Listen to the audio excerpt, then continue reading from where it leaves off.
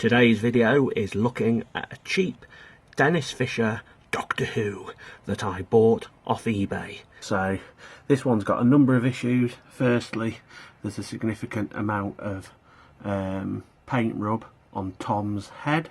There is a rumour out there that this head was actually moulded as Gareth Hunt from the Avengers or the Nescafe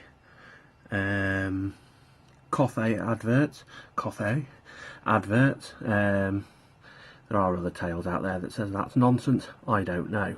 So here we go. You can see we've got his head, which is articulated, and we've got some articulation in those shoulder joints and in the elbow joint and further into the wrist joint.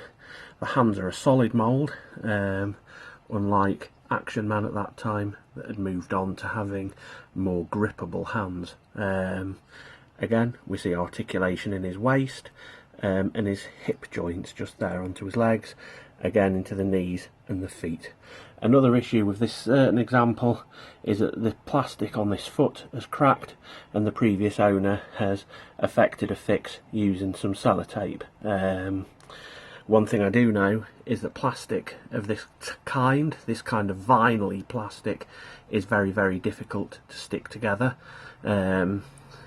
If you try glue, it just doesn't set. So someone's clearly done it using a piece of sellotape. That's fair enough. So that's basically it, the raw figure. I'll talk you through his costume in just a second. It has taken me quite some time, but over the month I've managed to accumulate the clothes for this Dennis Fisher Tom Baker.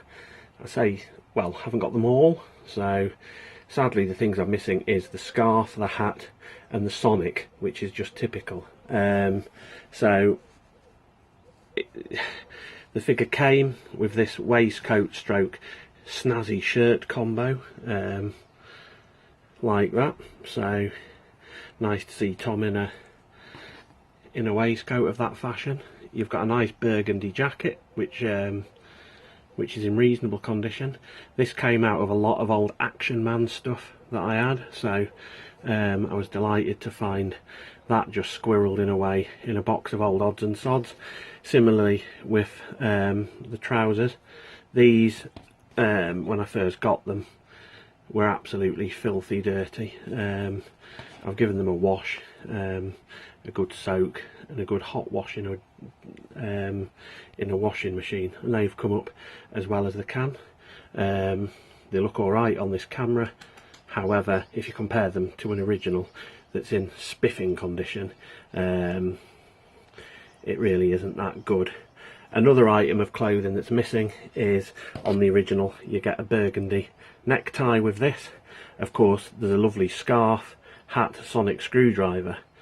So even when this figure is restored, there's still going to be elements that are missing. Okay, there's the Dennis Fisher Tom Baker box of an original. I say original, it's actually an Italian version made by a company called Harbert, which is basically the same as the Dennis Fisher model, only the Doctor is now an intrepido exploratore delle galaxies. So what I'm going to do is attempt to make a scarf. So I like things to look as original as they possibly can. So rather than fork out and spend a fortune on eBay, I'm going to try and make one using freezer paper. On the internet there seems to be any amount of videos or tutorials explaining how you can print directly onto cotton fabric using this. So basically what I did was take the original scarf and scanned it into Photoshop. I hasten to add, that's not the original scan, so I scanned the scarf in and then basically recreated it, or tried to recreate the exact colours. I don't have a printer to print long enough to get the anything greater than A4. That's somewhat of a shame. So the scarf, when it's made, will have to be stitched together. So what I needed to work out how to do was to get this material and transfer it and print it onto some cotton. I went to John Lewis and bought some quite heavy thread count white cotton from them, which I'm hopeful will do for this. So then I cut a section out of that, stuck it on this freezer paper, thread it through the printer, and produced what you can see here. So this is actually the printout of the scarf onto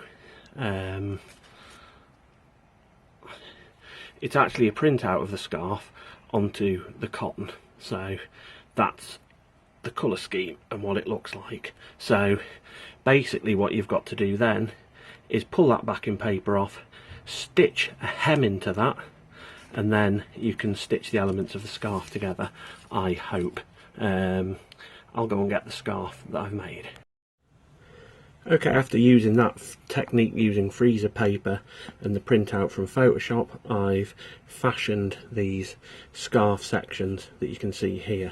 It is very tricky, so you can print it off and then you've got to stitch this wretched hem in, which basically means you've got to learn how to use a sewing machine, but it's not that bad, but it's not that easy. So I've cut enough sections here, or done enough sections to make quite a long scarf. I'm sure you could probably find better material to do than that, but basically this is primarily an experiment to see whether it works. So I think if you take the original jacket and put that scarf next to it, again, that's not 100 miles away from the original. I think it looks reasonable. It's certainly better than spending £20 plus on an original somewhere like eBay, or praying that something turns up at a toy auction. And only to get these sections sewn together to create a scarf that's long. This will be longer than the scarf that came with the original doll, by the way, because I want it to look like the original but not the original.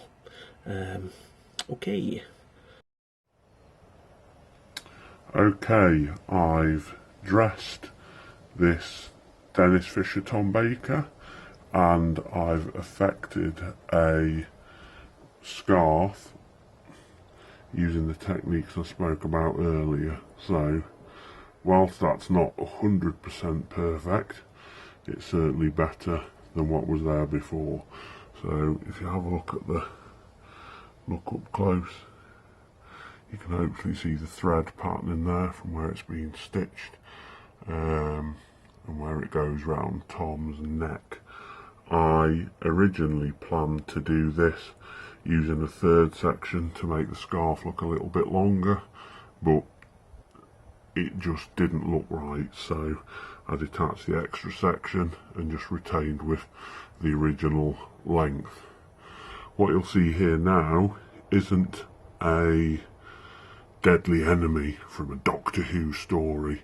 It's in fact a mould where I've taken a existing Dennis Fisher hat from a Tom Baker and basically put a cast in there so I can get something to complete that on the head.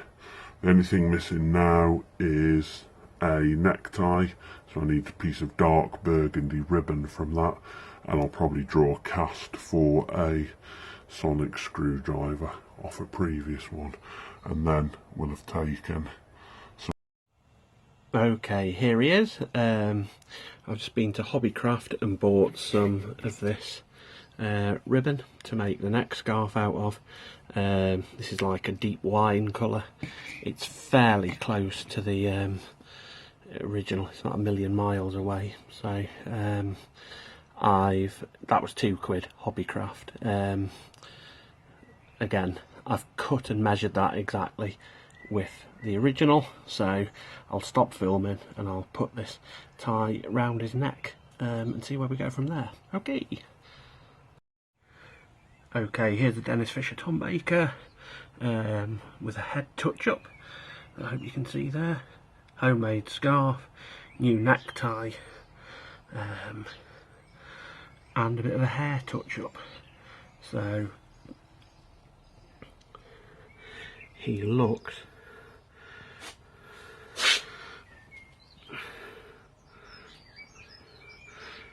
much better than he did,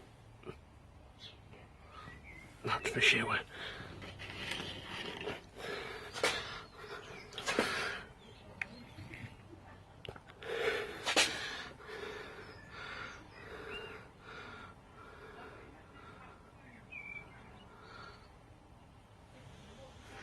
After some serious restoration work, here he is, finally completed, the 1970s Dennis Fisher Tom Baker. What we've done here is I've moulded out of rubber a new hat. It's darker than the original. You can see he's got a new necktie, and what's that? It's a moulded sonic screwdriver. The scarves recreation, the jacket's original, the shirt and waistcoat are original, the trousers are original, and those shoes are shoes from an Action Man, I think, because they're far too big for Mego. I will be keeping my eye out.